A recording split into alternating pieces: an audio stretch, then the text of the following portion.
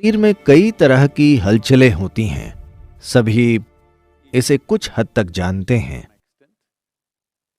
अगर आप एक डॉक्टर हैं तो आप खून के प्रवाह के बारे में सोचते हैं और दूसरी ग्रंथियों के बारे में भी, जिनसे आपका मूड और अनुभव तय होते हैं। पर उससे भी गहरा कुछ है। यानी पहली चीज है ऊर्जा की गति।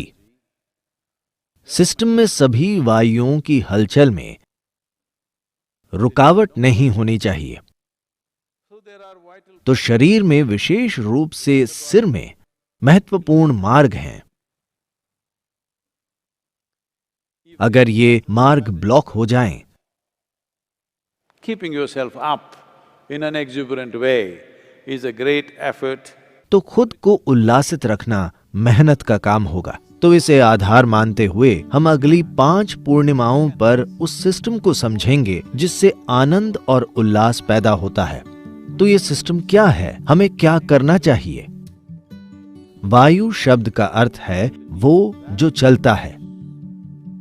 इसे आमतौर पर हवा कहते हैं। अभी यहां तेज हवा है, यह आसानी से महसूस हो रही है।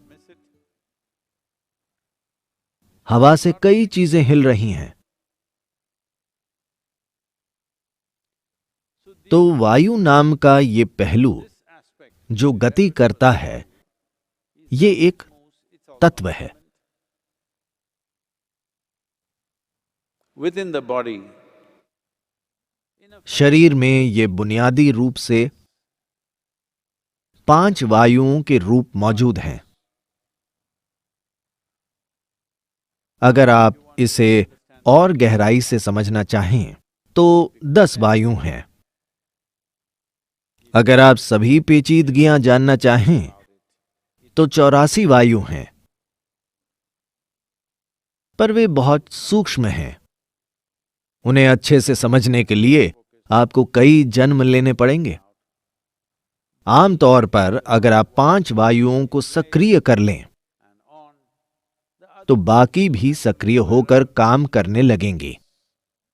इनका नाम वायु है क्योंकि सिस्टम की हर हलचल इनसे होती है।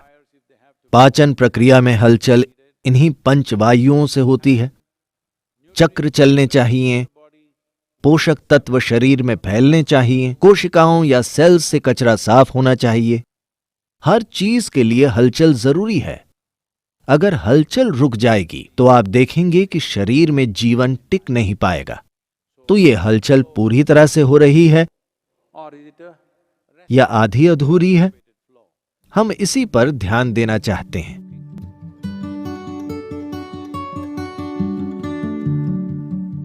सांस लेने का सही तरीका क्या है? आप बच्चों को देखिए।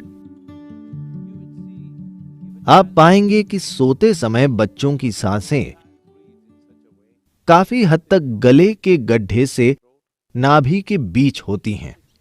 उसका पेट नहीं फूलता, बस यहां से यहां तक, यहां नहीं।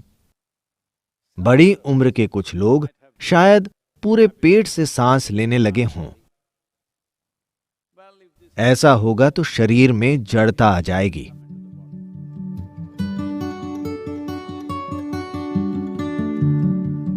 अगर आपकी नाभि के नीचे गैस पैदा होती है, यानी अगर आप वैसी चीजें खाते हैं, जिन्होंने इनर इंजीनियरिंग की है, उन्हें हम ये बता चुके हैं। अगर आप बहुत ज्यादा कंद युक्त या ट्यूबरस चीजें जैसे आलू वगैरह खाते हैं,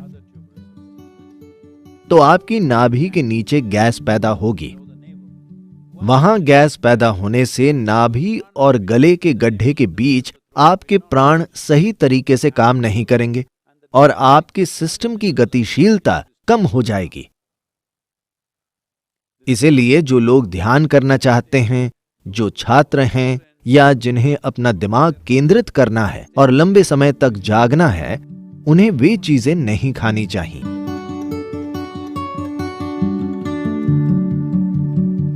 आज दुनिया भर में ऐसा हो रहा है जैसे जैसे दुनिया के लोग या मूर्ख सोचते हैं कि वे ज्यादा से ज्यादा आधुनिक हो रहे हैं, उनका भोजन उतना ही पुराना होता जा रहा है। वे सोचते हैं ताजा भोजन असभ्यों के लिए है। जो खुद को सभ्य मानते हैं वे सुपर स्टोर से एक बॉक्स खरीदते हैं जिस पर लगा प्लास्टिक वे फेंक देते हैं, ये जानते हुए कि इससे पर्यावरण को नुकसान होगा। और कैन आमतौर पर प्लास्टिक या एल्यूमिनियम का होता है। वे उसे माइक्रोवेव में गर्म करते हैं, जो खाने से पहले एक और गलती है। ये शायद कम से कम 3 महीने पुराना हो। नहीं, वो रेफ्रिजरेटर में था, उसमें प्रिजर्वेटिव हैं ताकि वो भोजन खराब ना हो। ये दोहरी भूल है।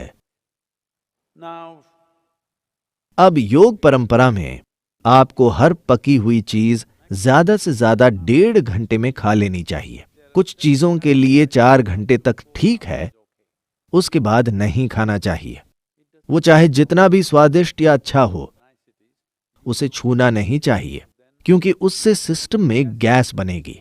गैस बस केवल पेट में ही नहीं है, जो आप आसानी से महसूस कर सकते हैं, पर आपके सिस्टम में वायु बनेगी, जो आपकी प्राण वायु के खिलाफ काम करेगी। यानी उससे आपकी सांसें, आपके विचार और आपकी सूंघने की शक्ति, ये चीजें धीरे धीरे कमजोर होती जाएंगी। एक जीवंत इंसान बनने के लिए ये तीनों बहुत जरूरी हैं। ये सभी प्राणों को अलग अलग मात्राओं में सक्रिय करने के अलग अलग तरीके हैं। तो एक सरल चीज आप ये कर सकते हैं, करीब 6-7 मिनट तक आप देखेंगे कि सिस्टम में फिर से ऊर्जा आ जाएगी।